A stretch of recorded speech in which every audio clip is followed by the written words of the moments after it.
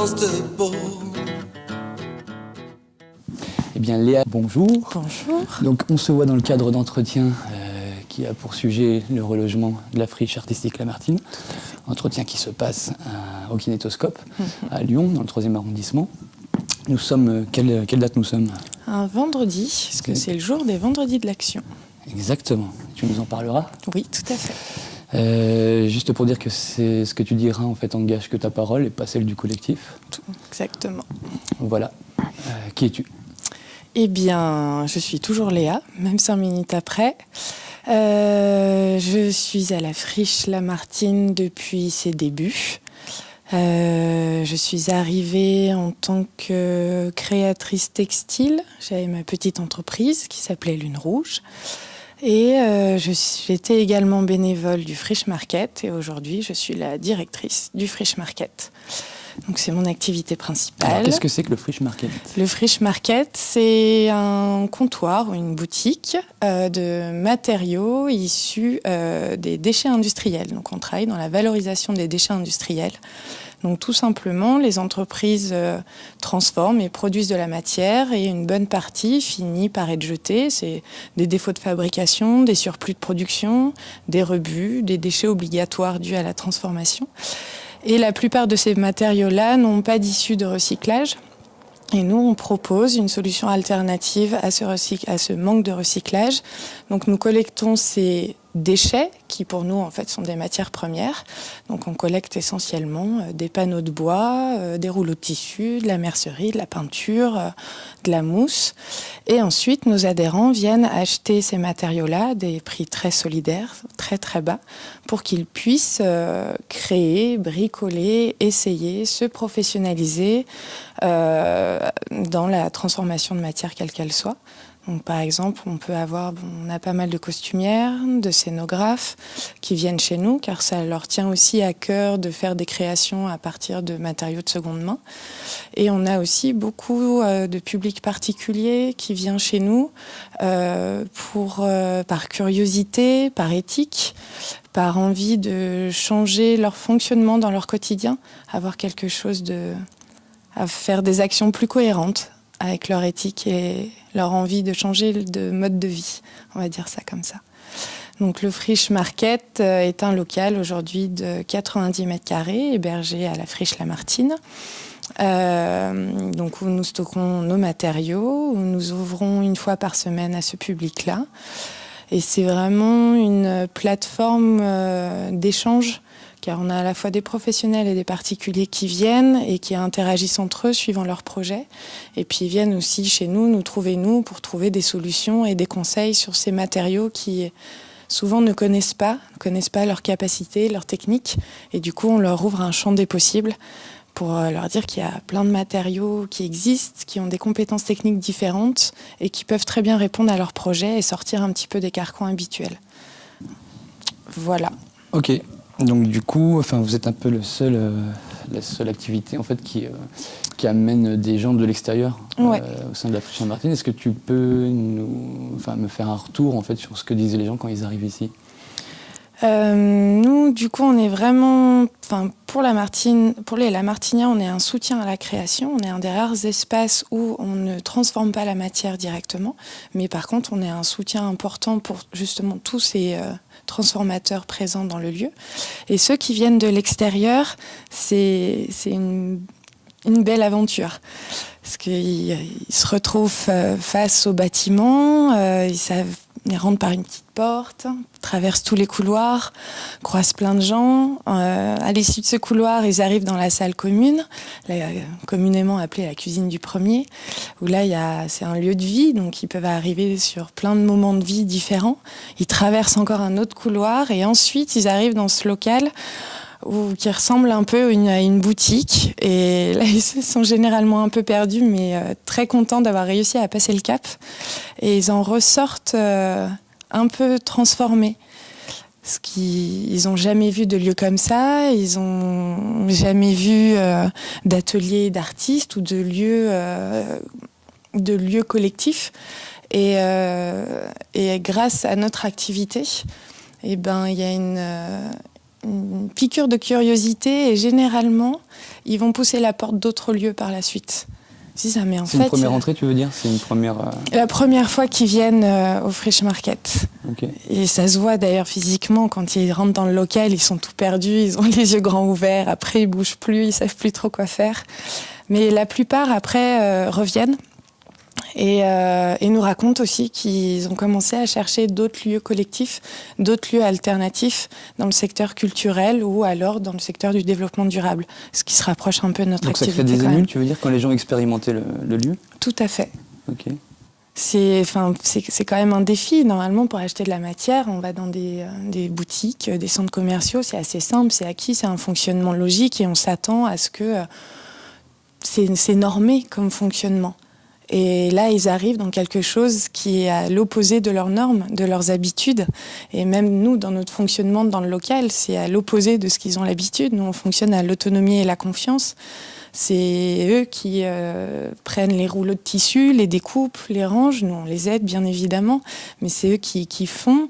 On ne va pas forcément vérifier les métrages qu'ils prennent derrière, donc ils sont complètement étonnés. Mais pour nous, ça fait partie du bon sens et aussi de la sensibilité et de la sensibilisation à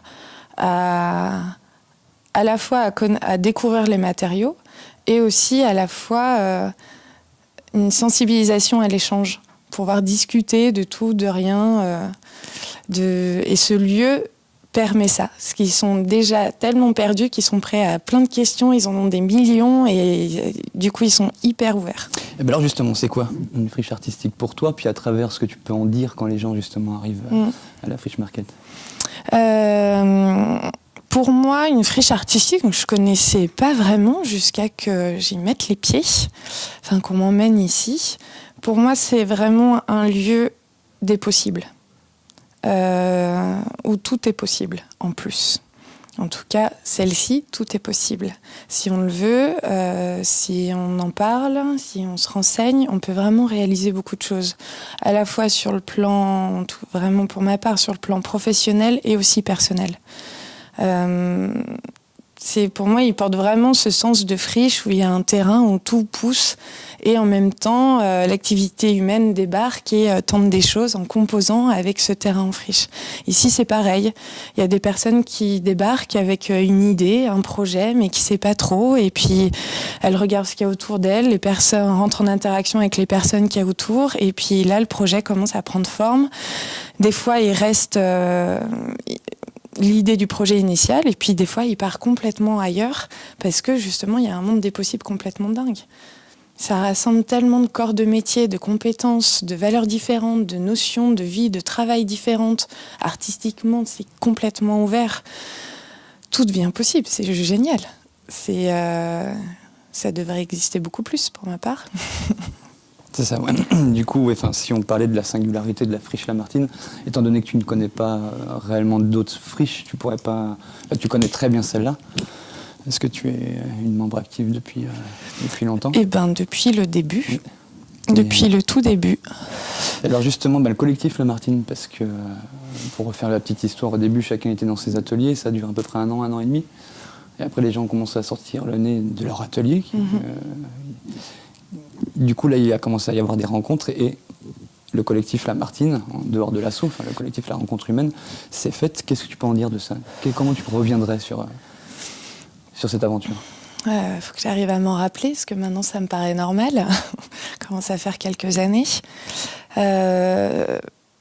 J'avais déjà fait partie de collectifs, mais des tout petits. Et on se croisait dans des endroits, il n'y avait pas de lieu attitré. Donc là, c'était vraiment une découverte. Et il y avait quand même encore, pendant longtemps, ce choc du déménagement, qui a été très long, en fait, à s'atténuer et à disparaître. Enfin, même s'il n'a jamais vraiment disparu, il existe toujours. Enfin, en tout cas, il y avait un trauma, quoi. Ouais. Et du coup, ça a été très, très long pour réussir à comprendre un peu comment ça pouvait fonctionner, parce qu'il y avait des personnalités très fortes. Et moi, je connaissais juste 2-3 personnes. Je débarquais vraiment comme ça, je ne connaissais rien du tout. Donc, ça n'a pas été simple. Parce qu'il fallait qu'en plus, on passait la référence d'un espace.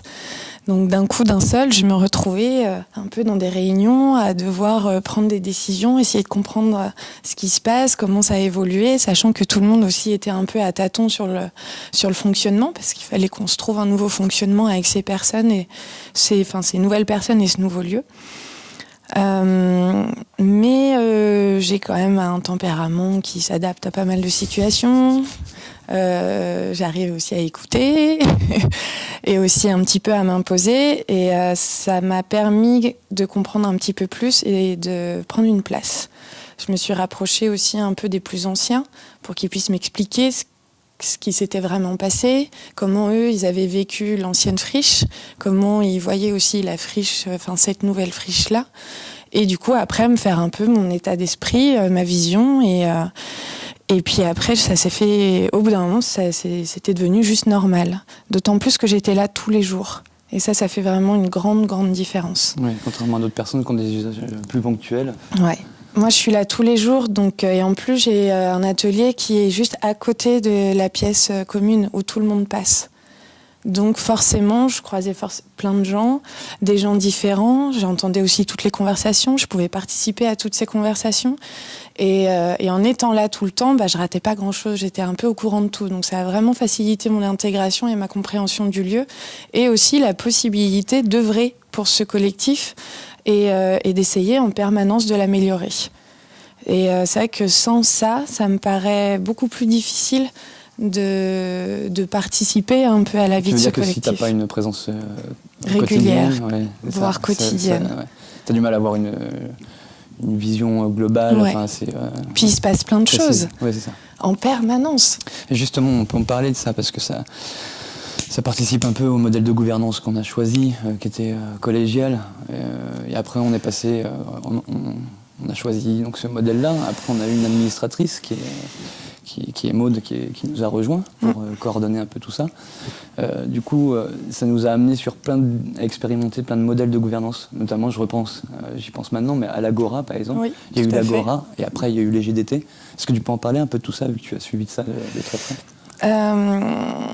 Généralement, on a toujours été un bon groupe, présent quotidiennement et soucieux du lieu.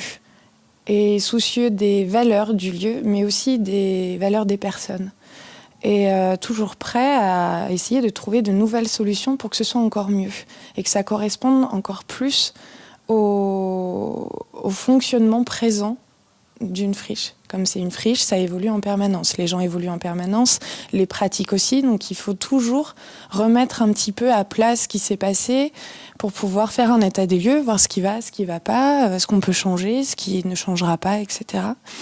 Et l'Agora, en fait, dans un lieu où on est très nombreux, où on a décidé tous d'avoir une démocratie, une collégialité pour que tout le monde ait le droit à la parole, pour comprendre les besoins et envies de chacun, autant pour sa pratique, mais surtout pour le collectif.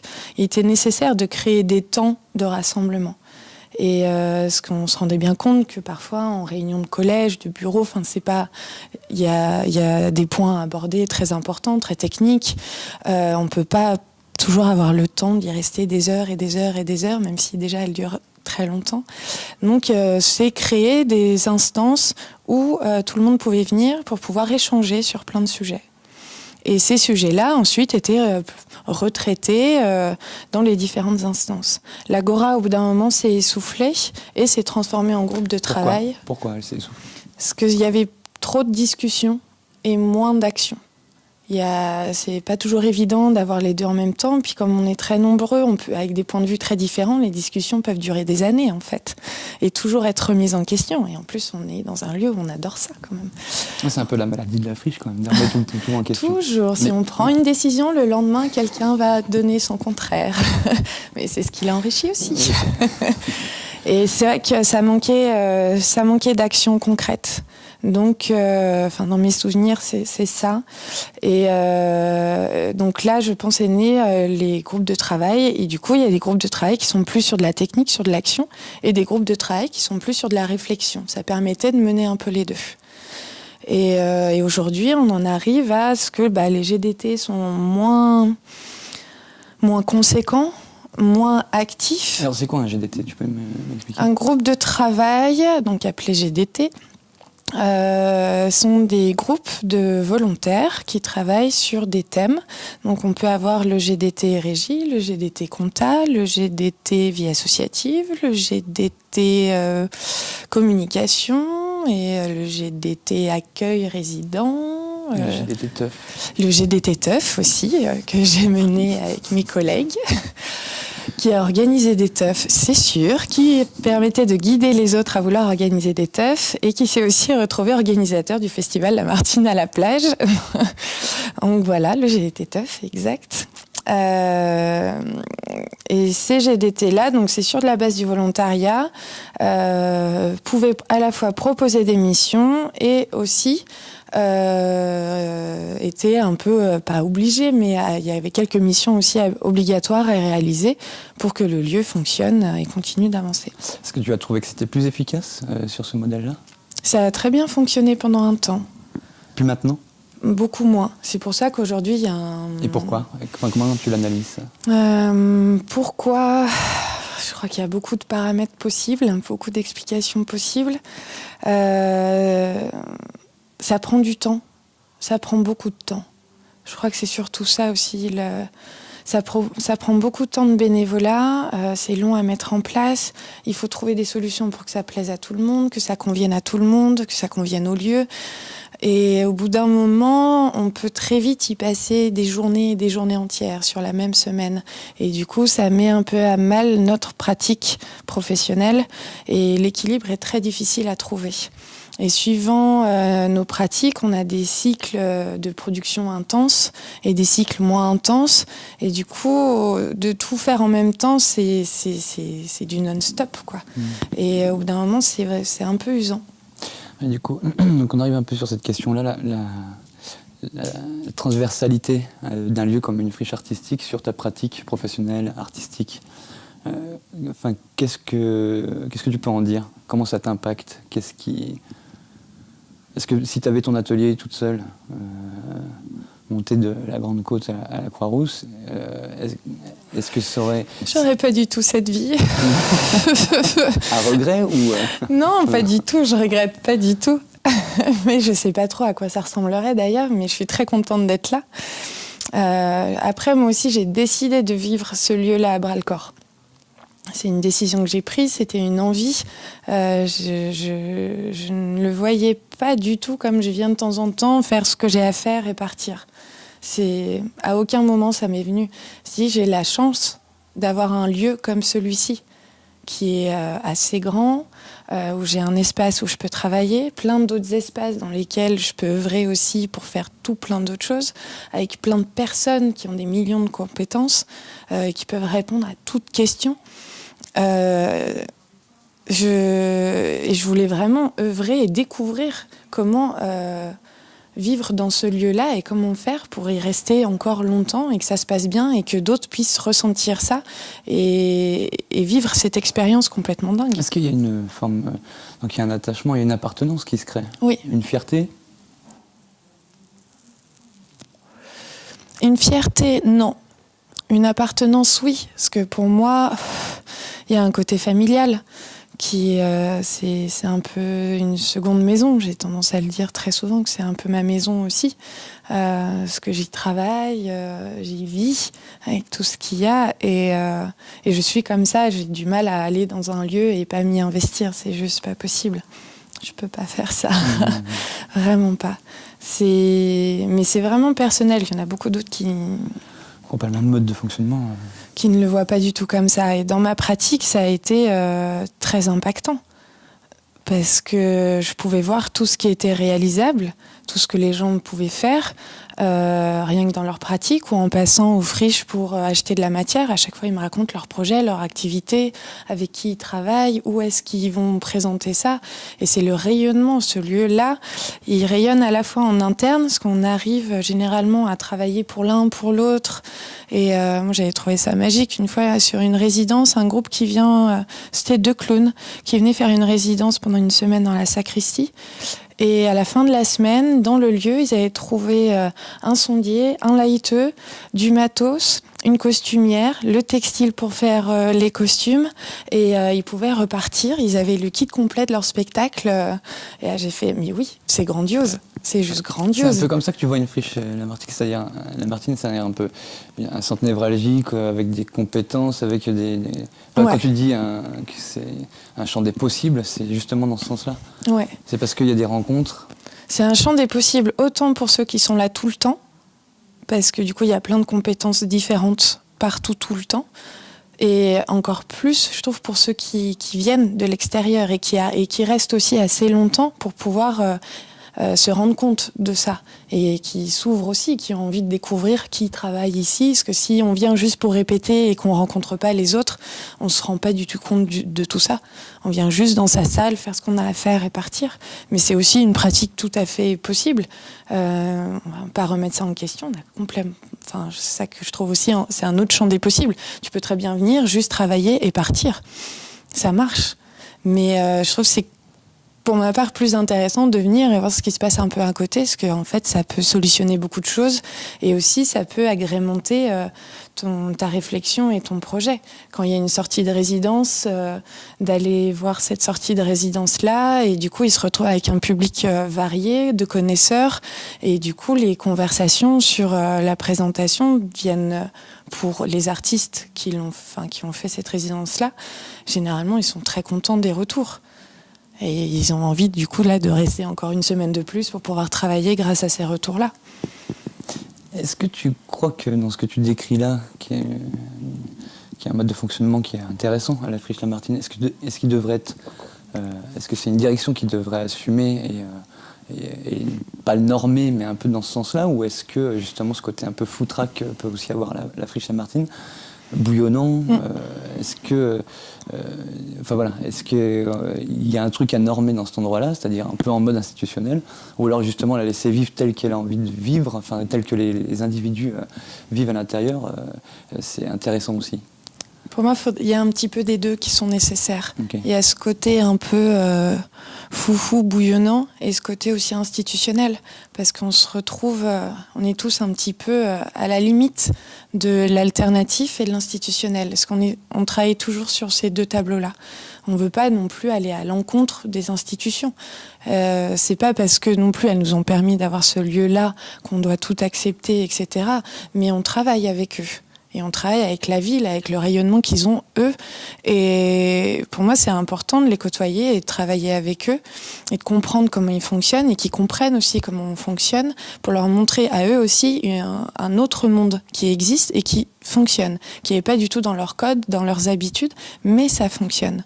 Et nous aussi, inversement, comprendre leur code pour pouvoir les comprendre et pouvoir aussi travailler avec eux. Ça expliquer un peu comment, parce que c'est vrai que de l'extérieur, les gens en fait peuvent avoir des représentations de ce qui se passe dans la friche. Tu penses qu'il y a quelque chose une pédagogie à avoir en fait avec les décideurs pour leur expliquer en fait la pertinence de disposer de lieux comme ça. Oui. Par exemple, à Lyon, on est la seule friche, d'après ce qu'on nous a rapporté, qui a ce mode de fonctionnement-là. Comment tu le penses ça ? Tu le déplores ? Tu penses que c'est... Oui, donc, je le déplore. Ouais. Je préférais qu'il y en ait beaucoup plus.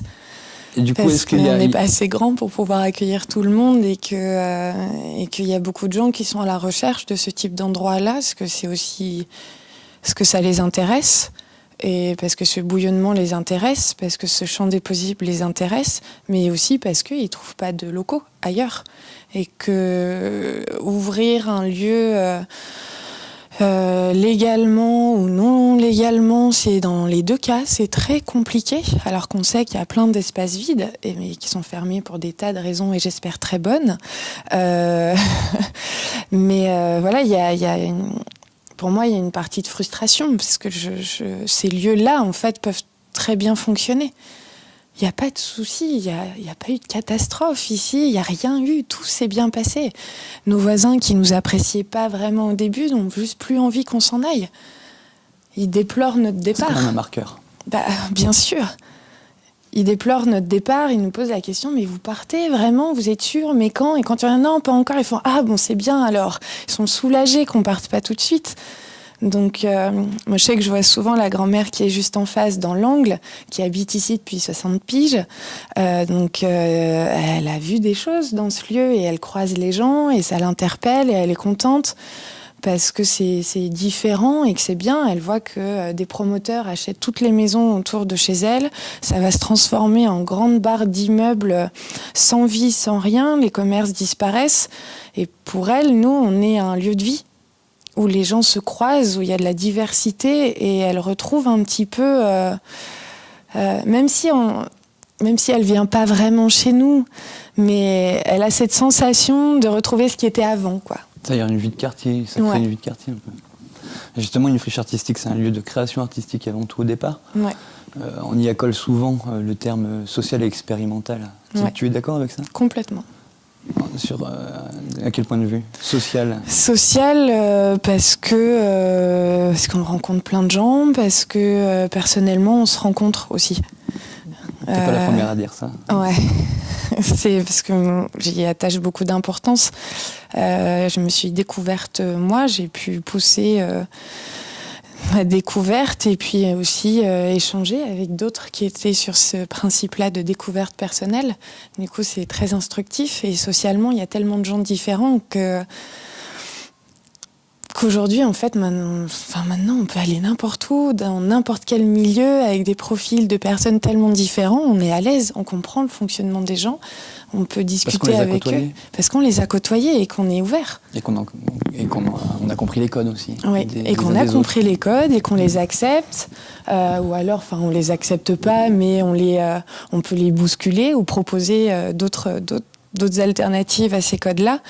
Et c'est vrai qu'aussi, c'est les temps d'AG, les temps d'agora, les temps de réunion, socialement, c'est intéressant aussi de comprendre les comportements de chacun, pourquoi il réagit ainsi, de cette manière-là. Tu veux dire, est-ce que c'est le groupe dans ces moments-là et les individus qui le composent, ou alors c'est vraiment les individus, les uns et les autres, qui, dans ces instances-là, en fait...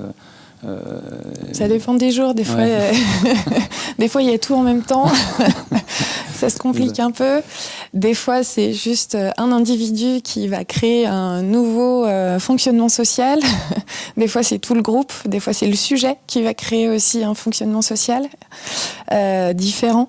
Ça dépend vraiment à chaque fois et c'est ça qui est un peu fatigant. Il y a des schémas qui se répètent ou alors Oui. Oui.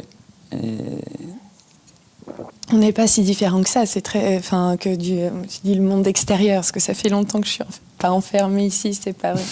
J'ai dit enfermée parce que j'ai pas de fenêtre dans mon local. C'est uniquement pour ça. Ça fait 8 ans que je suis là, et en même temps on m'a pas forcé, j'adore ce lieu et j'y reviens en permanence. Et que j'ai pas de fenêtre, donc il y a un peu une sensation d'enfermement. Et sur le côté expérimental d'ailleurs. Pareil, il est de partout. Il est de partout. Il est de partout et moi je l'ai encore plus avec le Friche Market.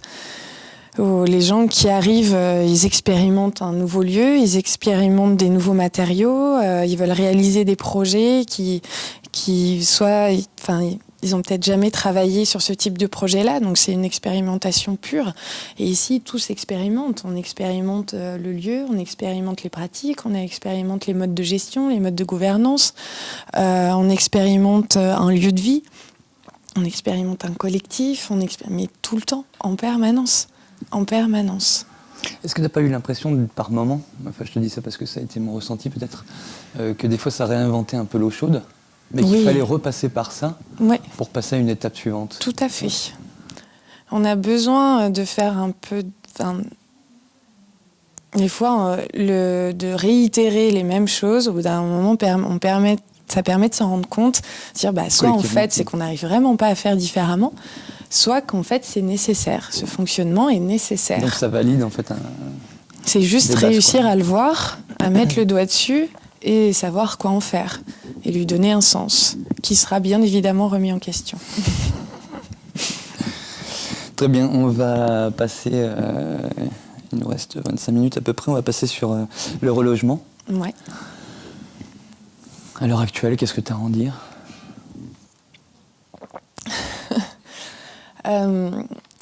J'ai pris un peu de distance, on va dire, avec le relogement, parce que apparemment, on est censé déménager depuis 2013.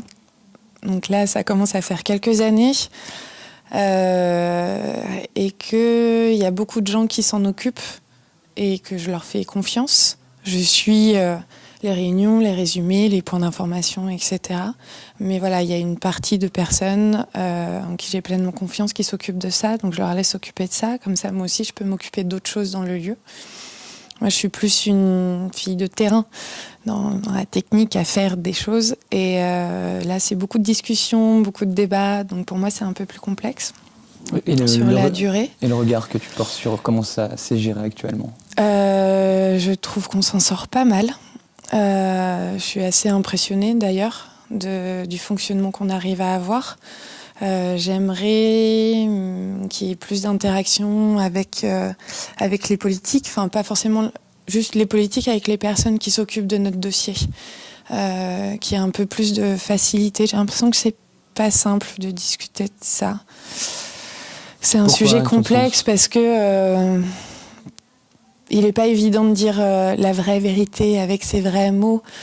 On est toujours un peu obligé de tourner autour du pot. Il y a des choses qu'on peut dire, des choses qu'on ne peut pas dire, des sortes de sujets un peu sous-jacents qui peuvent difficilement être exprimés pour des tas de raisons. Et je trouve que ça ralentit vraiment le fonctionnement et que si on faisait fi un petit peu du monde dans lequel on vivait avec tous ces codes qui sont pas très pratiques et qu'on allait un peu plus droit au but, je pense que ce serait beaucoup plus simple pour tout le monde. Et ça, c'est plutôt une remarque que tu ferais en direction des décideurs, oui. Plus que le collectif, en fait. Oui, le collectif il est franc autant que faire se peut. C'est ça. C'est juste qu'il réagit des fois face à ces codes-là qui sont aussi obligatoires, qui font partie du jeu. Mais justement, ces codes-là, est-ce que tu penses que c'est parce que c'est le mode de fonctionnement institutionnel, en fait Oui, c'est ça. Comme dans chaque groupe, chaque lieu, on prend des habitudes de fonctionnement, de vocabulaire, de paroles. Et si on les remet pas en question de temps en temps, en fait, on reproduit sans savoir si ça a du sens ou pas. Et généralement, ça s'enferme dans trop de codes restrictifs pour des raisons qui sont pas forcément très claires aujourd'hui, quoi. C'est juste, c'est comme ça que ça fonctionne, donc on fait ça comme ça. Mais c'est parce que moi aussi, je suis comme ça personnellement. Je préfère que les choses soient dites plus clairement et pas tourner autour du pot, parce que je trouve ça assez chiant et une perte de temps inimaginable. Je préférais plus de franchise, mais ça, c'est ce que j'aspire dans le monde, je crois. Donc oui, le relogement, j'ai hâte qu'il arrive. J'ai hâte. Oui, depuis 2013. Ouais, j'ai hâte d'arriver dans un lieu, de voir à quoi il ressemble. Parce que pour le moment, j'ai juste vu rapidement le bâtiment il y a peut-être 1 an de ça maintenant. Donc il a dû bien changer. Donc j'ai hâte de le voir, de le rencontrer, de rentrer dedans et faire des choses. J'ai hâte de ça. Pour continuer sur le relogement, en fait, et puis continuer sur la relation avec la ville, les décideurs et tout ça, il y a 2 ans, on avait fait intervenir un collectif d'architectes. Ouais. Donc on a fait un gros travail pendant environ 6-8 mois de Au mémoire. moins, ouais. Donc il avait fait tout un audit sur nos besoins, toutes ces choses-là. On en avait sorti plein de choses, des propositions qui prenaient en compte nos spécificités, nos pratiques, et nos visions. Ça a été retoqué. Est-ce que tu le déplores, ça? Et qu'est-ce qui tu penses, pourquoi tu penses que ça a été retoqué, tout ça?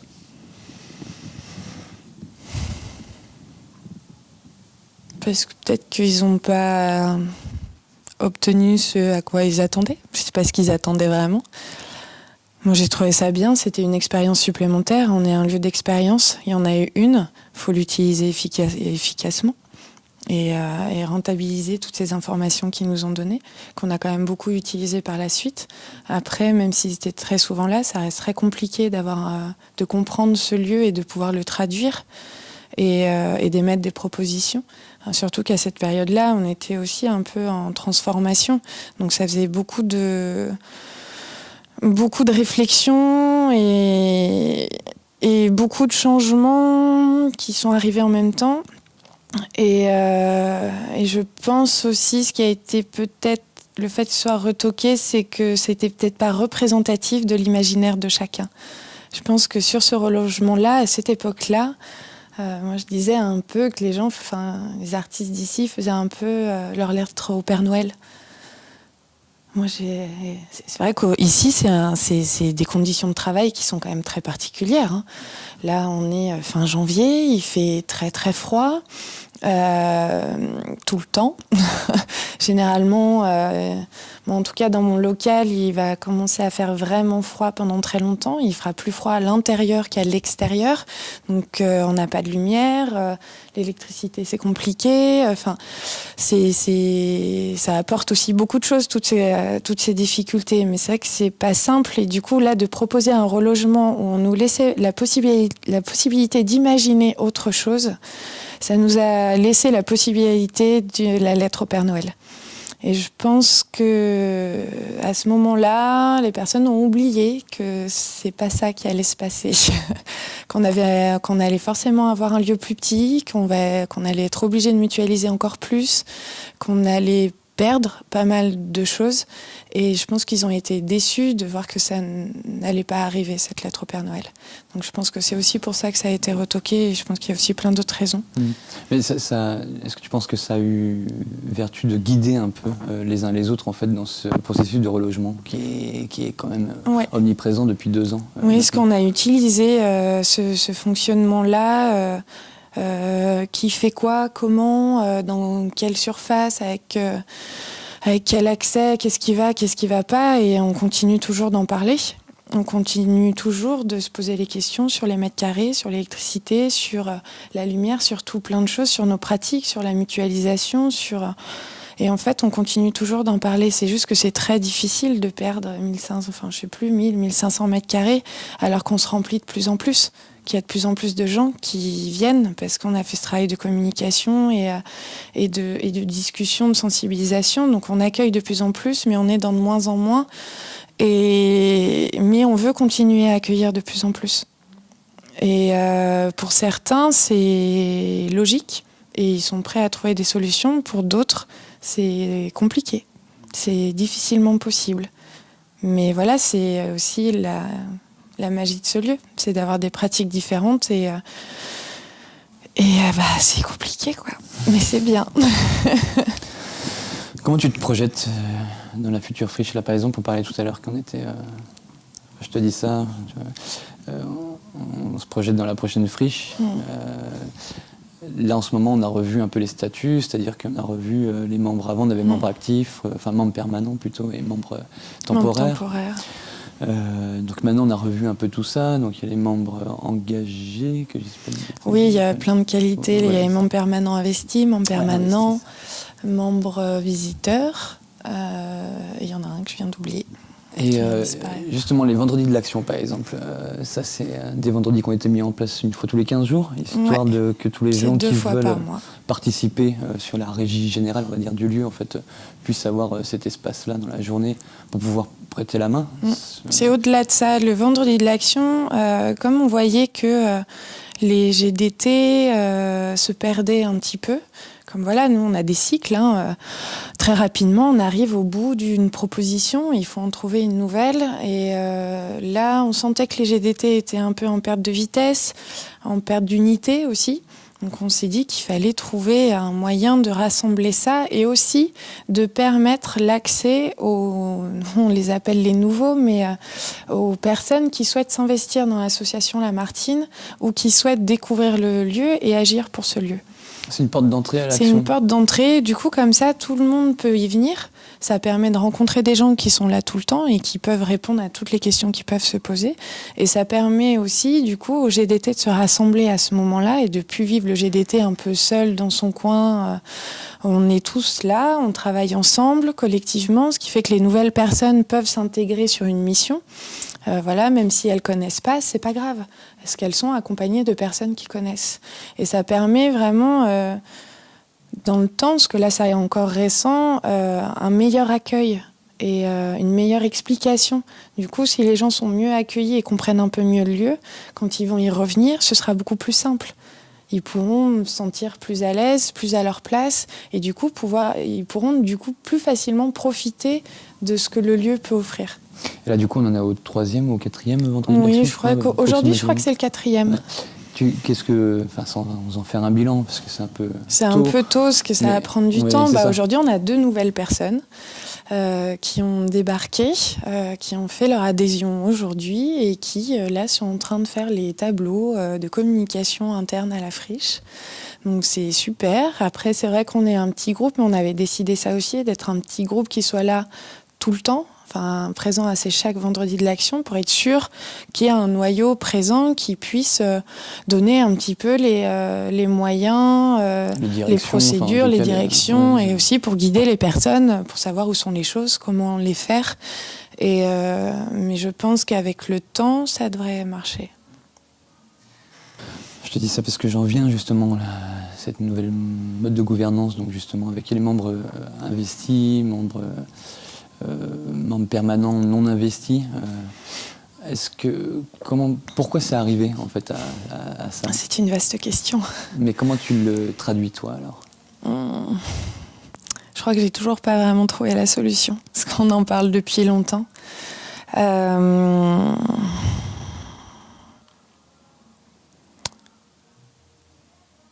Il y a un décalage en fait entre ceux qui sont là quotidiennement et ceux qui sont là de passage.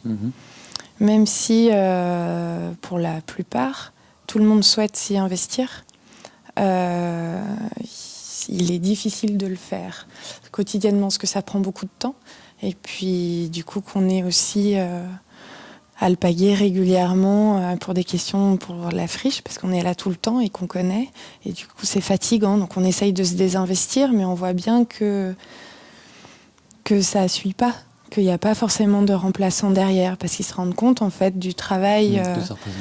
Là on avait regardé, quand on avait fait les calculs, toutes les missions qu'il fallait pour que le lieu puisse juste vivre normalement, il fallait 8 temps plein. Oui, c'est ça. En termes de masse salariale, c'est ce que ça représentait. C'est 8 en fait. temps plein. Et c'est pas rien quand même. Bah non. Et ces 8 temps plein sont faits par des bénévoles, et donc c'est compliqué. Et au bout d'un moment, ça fatigue et ça use un peu de voir que les autres ont beaucoup d'idées, de dire oui, mais ce serait super, il y a qu'à. Et puis au moment de faire, bizarrement, il y a beaucoup moins de monde parce que les gens travaillent, ont des enfants, n'ont pas envie de rester à l'intérieur du bâtiment, ce qui fait beau dehors. Mais alors que c'est nécessaire, j'ai l'impression que les gens oublient que s'ils ont la possibilité d'avoir un local ici ou de simplement pouvoir venir répéter ici, ils oublient que c'est un lieu autogéré. Parce que en fait, je pense que de l'extérieur, il doit donner l'impression qu'il est assez bien géré et qu'il y a des personnes qui font ça et que c'est normal, et peut-être qu'ils ne se posent pas la question de savoir comment ça fonctionne parce que ça paraît super, quoi. Mais en fait, non, c'est un lieu autogéré et sans personne qui l'autogère, ça ne marche pas. Et il y a eu une grosse période de fatigue, d'usure, de lassitude et du coup de négativité. Et on s'est rendu compte de ça, donc on s'est dit qu'on allait arrêter avec ce côté négatif et un peu réprobateur et inquisiteur, en disant non mais voilà, nous on fait tout le temps, vous faites pas, ça commence à être chiant, nous aussi on a une vie. Puis si on a même imaginé faire des putschs en disant mais tous ceux qui font, ils vont arrêter en même temps, on fera plus rien, on va voir ce qui se passe. Bon, on a tenu 3 jours je crois, parce qu'en fait foncièrement on est comme ça, on ne peut pas rester dans un lieu et ne pas s'en occuper. Et ceux qui sont là de passage, ils savent pas trop comment faire, parce qu'il y a aussi, je pense, ces logiques de clans. On se voit souvent, du coup, on donne un peu l'impression de clans qui ont plein d'habitudes, et du coup, s'insérer dans un clan, c'est pas évident. Suffit d'être un petit peu timide. On n'ose pas rentrer dans ce clan-là, où on va essayer une fois, mais si on n'a pas réussi, on va peut-être pas y retourner une deuxième fois. Donc, il y a une distance qui se crée, et qu'il y a aussi une vision de l'investissement qui est propre à chacun, vraiment propre à chacun. Et c'est ça aussi, je pense, qui complexifie un petit peu la gestion, on va dire, du quotidien, mais aussi de penser l'avenir d'un lieu comme ça. Parce que Pour moi, être investi, c'est être là, c'est s'investir vraiment, c'est être là souvent et faire des choses. Il y en a pour qui s'investir, c'est juste venir à une réunion ou à quelques AG, et pour eux, c'est un investissement. Ça l'est, d'une certaine manière, ça l'est, mais au regard d'un lieu autogéré, il est un peu juste. Il est vraiment un peu juste. D'où le fait de ces nouveaux statuts. De ces nouveaux statuts, parce qu'on voyait bien que ça s'essoufflait et que si personne s'occupe de ce lieu, en fait, il n'y aura plus de vie, en fait. Donc du coup, en fait, l'idée, c'est un peu de mettre le pouvoir de décision des orientations de la friche artistique aux gens qui la font, quoi, au quotidien. Qui la font, qui l'utilisent, qui la vivent, qui l'organisent. Si on veut que ça... Les lieux d'expérimentation où vraiment tout est possible, il n'y en a pas tant. Ce serait vraiment dommage de perdre ça. Mais ça existe parce qu'on le fait. Il n'y a toujours pas de petit lutin magique qui fait le boulot à notre place, quoi. Ça fait un moment que je les cherche, je n'ai pas trouvé. Mais après, je peux vraiment concevoir que ce ne soit pas évident. Parce que c'est quand même un gros bateau. On est nombreux là-dedans, c'est grand, il y a plein de détails, de choses... Mais c'est vrai on a ces nouveaux statuts, même si d'un premier abord ils paraissent plus compliqués, c'est parce qu'ils sont nombreux et qu'il faut intégrer le concept. Plus que plus compliqué, c'est restrictif, d'une certaine façon. Pas forcément restrictif, c'est pour mettre les gens un peu en face de la réalité. Mais elle se fait sans jugement. C'est juste, c'est vraiment, aujourd'hui, on en est à quelques années de constat, voilà où est-ce qu'on en est. Et on ne juge pas la personne de s'investir ou de ne pas s'investir. C'est juste, il y a un moment, il faut être un peu honnête avec soi-même. C'est juste ça, en vrai. Pour moi, c'est juste ça qu'on demande. Parce que cette honnêteté facilite beaucoup plus les prises de décision et les cheminements de projets et de direction. Et après, tout le monde a le droit de s'investir ou pas. C'est juste d'être clair avec ça. Tu penses que ce modèle-là de fonctionnement, il sera reproduit dans la prochaine friche et que c'est une des conditions d'un bon démarrage dans la nouvelle friche ou pas ? J'en ai aucune idée. Je me dis juste, comme à chaque fois, on tente quelque chose de nouveau. Et il faut qu'on l'expérimente pour voir ce qui va et ce qui ne va pas, s'il fonctionne ou pas du tout. Et je pense que dans le prochain lieu, on verra qui y sera, qui voudra s'en occuper. Et à partir de là, peut-être si on n'a pas le temps vraiment de se poser les questions, peut-être qu'on va calquer ce fonctionnement-là sur le nouveau lieu et pareil, observer, voir si ça a du sens, pas du sens, si ça fonctionne pas. Et si ça fonctionne pas, on changera. On verra. Surprise. Qu'est-ce que tu dirais, toi, de la friche ? Il nous reste 7 minutes. Des 8 ans passés ici à la friche, si tu avais à le résumer un peu comme ça, trivialement. Résumer la friche Lamartine. Ton expérience aussi au sein de la friche. Ouais. J'adore. Challenge. J'adore. J'ai rencontré de belles personnes, j'ai vécu de très beaux moments. J'ai pu réaliser mes projets. J'ai adoré organiser le festival aussi. C'était vraiment génial. On a passé des super bons moments. Et j'ai passé plein de bons moments et plein de moins bons. Mais c'est la vie. Et si ça s'arrête, j'en sortirai là très contente. J'ai appris vraiment beaucoup de choses.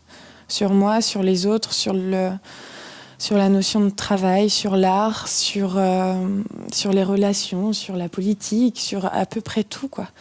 Et c'est une très belle formation et que maintenant je sais où que j'aille, je sais que je peux m'en sortir. Est-ce que, du coup, la Friche Market, elle va être relogée ? Le Friche Market, en théorie, est relogé dans un espace pas forcément plus petit, mais au rez-de-chaussée, grande nouveauté. Donc avec un accès plus simple. Un accès direct, ça va être pratique. Parce que là, les escaliers en permanence, c'est bien, ça entretient physiquement, mais c'est un peu fatigant. Donc on verra. On sait que dans tous les cas, on va installer le Frisch Market là-bas, parce qu'il y a beaucoup de gens qui sont un peu inquiets si le Frisch Market disparaît. Ils seraient vraiment inquiets. Donc il va forcément changer. Parce qu'en perdant toute cette surface-là, on ne peut pas du tout garder la même activité qu'on a. Elle va être obligée d'être modifiée, en tout cas sur les matériaux qu'on va récupérer. On sera plus sur du petit objet et sur du moins gros. Donc après, on va commencer à chercher, mais là c'est vraiment des pistes, des projets, des idées, un local plus grand ailleurs pour pouvoir mettre des matériaux plus conséquents. Donc ça c'est plutôt le stockage ou alors Oui, ce serait plus un stockage et après, on va voir. Comme on n'a pas vu ce prochain lieu, on a vraiment du mal à se projeter. Mais ça nous paraît vraiment très important qu'il y ait un Frisch Market qui reste au sein de cette future friche, autant pour ceux qui sont présents pour pouvoir avoir accès à de la matière et réaliser leurs projets, autant pour le public qui vient de l'extérieur, pour qu'il continue d'avoir un accès possible au sein d'un lieu aussi particulier. Très bien, un mot de la fin ? Fin ? On termine là-dessus. Merci. De rien, c'était avec plaisir. On a tous quelque chose de beau.